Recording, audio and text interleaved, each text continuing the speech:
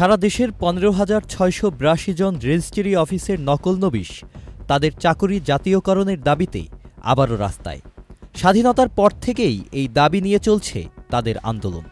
নকল নবিশদের চাকুরি জাতীয়করণের জন্য 5ই ডিসেম্বর 2024 তারিখে আইন মন্ত্রণালয় 3 সদস্য বিশিষ্ট একটি কমিটি গঠন করেছিল, কিন্তু কমিটির মেয়াদ শেষ হলেও এখনও প্রস্তাবনা জনপ্রশাসন মন্ত্রণালয়ে জমা দেয়া হয়নি।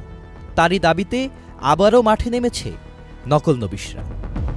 স্যার, যে আমাদের এই 15,682 জন নকল নবিশের সারা জীবনের যে একমাত্র চাওয়া পাওয়া চাকরি জাতীয়করণের যে পথটা তৈরি করে দিয়েছেন, তার সেই আশ্বস্ত জায়গা থেকেই আমাদের শ্রদ্ধেয় আইজিয়া স্যারের আমাদের অনশনটা ভাঙান আমরা সবার প্রতি শ্রদ্ধা রাখি, এবং তিনি আমাদেরকে যে আশ্বস্ত করেছিলেন যে 14 কার্য দিবসের ভিতরে আমাদের এটা প্রতিবেদন আকারে জনপ্রশাসনে মন্ত্রণালয় দাখিল করবেন।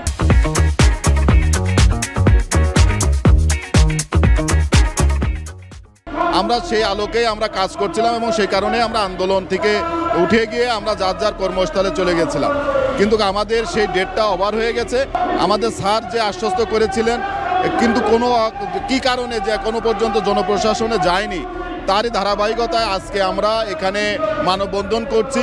মানববন্ধনে আসা নকল নবিশরা জানিয়েছেন, দ্রুত প্রস্তাবনা জনপ্রশাসন মন্ত্রণালয়ে পাঠিয়ে তাদের দাবি বাস্তবায়নের ব্যবস্থা না নেওয়া হলে সামনে তারা আরও বড় কর্মসূচি গ্রহণ করবে।